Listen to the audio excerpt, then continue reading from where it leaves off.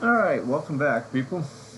Alright, so we want to do painted glass, reverse painted glass.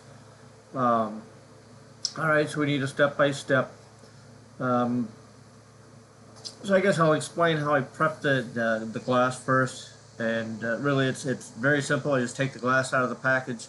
I purchased these glass coasters from Walmart online. I think I got 100 of them for I want to say 50 bucks, 50, 60 bucks. It wasn't a whole lot. I think they're about two for $1, somewhere around there. Anyway, they come in 5 boxes. They're 20 per box. You open it up, and inside you'll find individually wrapped sets of 4. Anyway, so you take them out. I take them out and I clean them off. Just make sure they clean enough so I can get an even coat of paint. And so I do different processes. This process is going to be basically where I paint it black. So you'll paint the whole glass surface black. Give it a nice even coat. Just needs to be opaque, so when you hold it up to the light, you really don't want to see a whole lot of light shining through it. It doesn't need to be too heavy to where it starts dripping or puddling or anything like that. You just want a nice even coat. Let it dry. It doesn't need to be overnight or anything like that. You can let it dry for a couple hours. Once it's dry, go ahead and throw it in the laser. You're going to laser on your painted side. So you can laser into the paint. Doesn't take a lot of power. Doesn't really need to go slow, so you can run at a decent speed. I don't run really fast because I like to maintain the quality. If you run fast, you're going to lose some of your image quality. I like to keep that. So I find a speed and temperature or speed and power that's going to work good to give you good quality and good image. So anyway, I'm just going to show you guys one that I've done before. Instead of pulling in a new image and prepping it and all that, I can go over all the steps and show you how to prep an image and how to make adjustments and stuff like that, so you can kind of see what I do. But I'm just going to do an image that I've done before because I want to paint it a different way, and I think it's going to look kind of cool. But just let me get around to doing that, and you'll see the results. I'll post the results when the video gets posted, and you'll see what it looks like. So what I'm going to do is I'm going to go ahead and pull up the one that I've done before. So I'm going to go to my files. I'm going to open. So the one that I want to do is down here, if I can find it. It's a 3D image. It is my aliens, this guy right here, the 3D alien. Alright, so I do this guy on glass, and he turns out pretty good. So basically, if you need to know what the settings are or how I make adjustments, just hover your mouse over the image, right click, and it's going to pull up your menu here, and you want to go to adjust image. So I can blow this up. I'm going to invert this display just right here so it doesn't mess with my actual settings. It's just the display so you can see what I've got set. So this is the image here, and you can see what I've done to this. I've actually bumped down this gamma over here, knocked it down to 800. You can see I can knock this back up. Normally it's set at 1.0. And you see it's really dark, so basically what your gamma is going to do when you bump this down, you see what happens is it lightens up the image. When it lightens up the image, you can see some of these shaded areas. It brings those out, brings out the detail in those just a little bit more. And that's what you want to be able to get that 3D. I know the dark image is nice, but we really want to pull out that image there.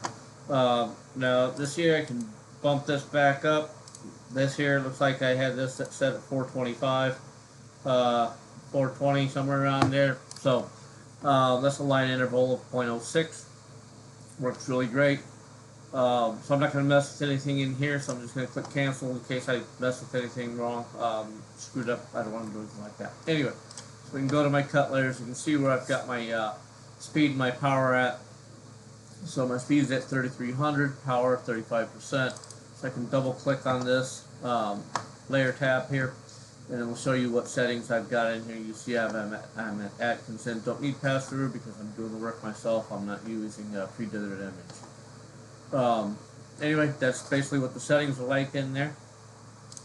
So really that's all I've got. On this, I'm going to go ahead and I'm going to burn this.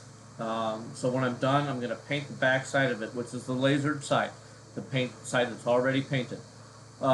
If you're worried about it bubbling up and eating the other paint, it can do that. The sooner you get it painted, lasered, and repainted, the better chance you have of it covering nicely. If you wait too long, if you've waited a day, then you've lasered it. When you go to paint it, just put on a light layer. Let it dry for 15-20 minutes. Go back, put another light layer. Just do several light layers and build up your layer lightly, and you'll get a nice coverage on there and it won't eat your paint. If you've waited more than 48 hours, which is the curing time for most acrylic paints or most spray paints, then you should be fine anyway. But I would still do, if you've waited that long, I would still do light coats just to be safe. But like I said, if you can get your paint down and laser it and then get more paint on top of it, and you've done this within, say 3 or 4 hours, you shouldn't have any issues at all getting that next layer of paint on there. It's not going to have any issues playing with your first layer. Anyway, I've got a tile in there. It's ready to go. I can go over here, show you how I've got set up. You all know that I'm set on, I run on center. I set everything to go off center. I used to use the go to origin. I still do when I'm doing custom projects, but when I'm doing tiles, coasters, and things like that, I've set them up to be able to manage my positions. I've actually had to reboot my late burn here, so I've lost my tile in there, but I do have ceramic coasters saved and glass coasters. We're doing the glass coasters here, so really all you have to do is you click on glass coasters and my laser head runs to position. It's already exactly where I need it for my coasters. I've done 100 of these, but I'm still going to frame it up just to check and make sure everything is good.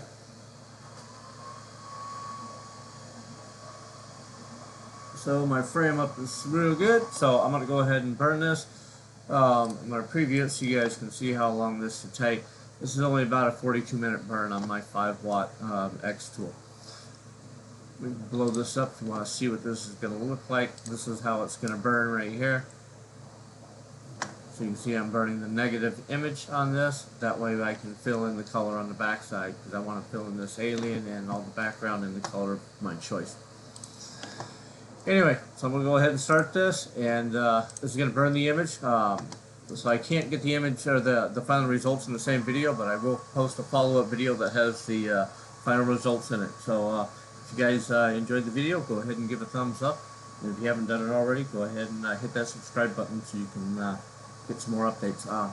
Thanks for joining me, and have a nice day.